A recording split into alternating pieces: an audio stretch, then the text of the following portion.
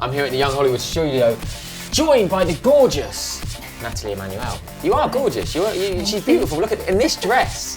Thanks. She turned up and every eye was like, wow. I realised maybe I should have stepped it up on a Monday. What do you mean? You look great. I love your jacket. I was fishing, I got it. No, yes. damn it, I fell for it. No, I like your jacket though. I'd totally rock that. Thanks. Myself. All Saints, I got off my bike. Amazing. I rode my motorcycle here. So cool. I didn't really. Leather jacket. I didn't really. Oh. It should though, I should, right? I should ride a motorcycle if I'm wearing a jacket like this, maybe. Well, I don't ride a motorcycle. Okay. You don't even drive, do you? No. You don't even drive. Fast and Furious, Furious 7, the star, and she doesn't drive. That's probably a good thing. Right. Shouldn't put me behind a big supercar. That No, feels like a really bad decision. Something small, like a Prius. Just start easy, where it's just like... A little mini. But yes, Fast and Furious, Furious 7. Yeah. 143 million opening weekend at the box office. Something like that. But this whole franchise, obviously, is big anyway. It's really evident how important the fans are to the franchise and how much the cast and how much Universal include them in the making of these films in a way. Coming into such an established saga as the new girl, it's like terrifying. Right. The new girl, it's hard being the new girl anywhere. In a classroom, it's hard being the new girl. Not that I know, but being the new boy is the same thing. You know, it's the same. I've never been a new girl. To clarify any rumours going around at the moment, I've never cross-dressed. I watched the movie and instantly I was like, I need to drive faster and I need to go to the gym. They were the two things that I took from the movie. As long as you drive safely, that's fine. We must say that, don't drive around. No, drive fast, have fun. Do what they do on the movie, it's fine. Go from like building to building. And the stuff they do is crazy. I am joking, it's a joke. They know it, they know I'm joking. The stunts, and this was your first time doing stunts as well? Yeah, my first time. I mean, I had an incredible stunt lady called Linda Jewell, and she did the very scary stuff like jumping from moving vehicles. But then I got to do a lot of the close-up stuff where I still got to jump from the back of the bus, but instead of landing onto a car while it was moving, I landed onto a big sponge thing, which was really fun. Sponges are good. It's like having all your childhood dreams sort of kind of materialise and then they call it work and you're like, oh my God. James Wan actually shouted at me a couple of times like, Nathalie, you're supposed to look terrified, not like you're having the best time ever. You're like, there's a sponge there and I'm jumping, this is great. Yeah, so.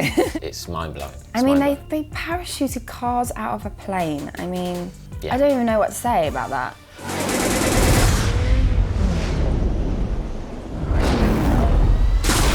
Everybody get foolish. We got mercenaries after us with enough weapons to wipe out small countries. This right here takes crazy to a whole nother level.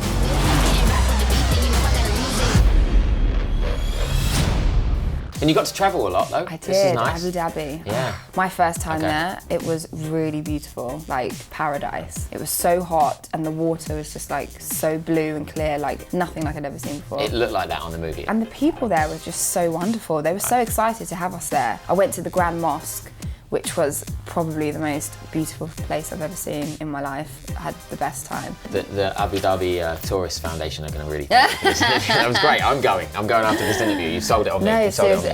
You should go if you can. But not just Fast and the Furious, Game of Thrones. I mean, if you pick two big things right now, season 5, you're going to be a lot more in season 5, is that correct? Well, yeah, they made me series regular for season 5, which is amazing. We just are at a stage now where Daenerys is ruling Marine, right. And we've lost Sajora, who was her first advisor. Now that we've lost him, I think Missandei steps up a little bit more into that role. When you film stuff like that, because it's so massive and then you watch it, is it mind-blowing? Yeah, and as well, because of how intricate it is to shoot scenes like that, we kind of shoot it in little pieces, so it's hard to sort of imagine the final product. Right. You might have an idea of what it will look like, but then you watch it and then you realise you had no idea what it was going to look like because they just surpass all expectation. Well, especially when suddenly there's a dragon or something right next to you and you're like, oh. That's always been a fear of mine. Right, it's terrifying. There's a dragon there. They're like proper divas as well, those dragons. Divas. But I love working on that show. That's also very much like a family. Right. When I get those emails to say, oh, we've got costume fittings, I'm like, oh, it's like going home, you know. Right. So it's great, and I think people are going to be really pleased with the season. The good thing is now you're not killed on deck because no one knows on Game of Thrones. Anyone could go at any moment. I mean, there seems to be no rules. Right. We're at a point now where the books have kind of ending. We're waiting for the next one. Right. So there's like uncharted territory right now. You can do your stunts to protect yourself. So it's good. It's perfect timing. I know. Game of Thrones, Nathalie Emmanuel. She's amazing. She's everywhere. Don't quite know what she's going to be in next, but something big.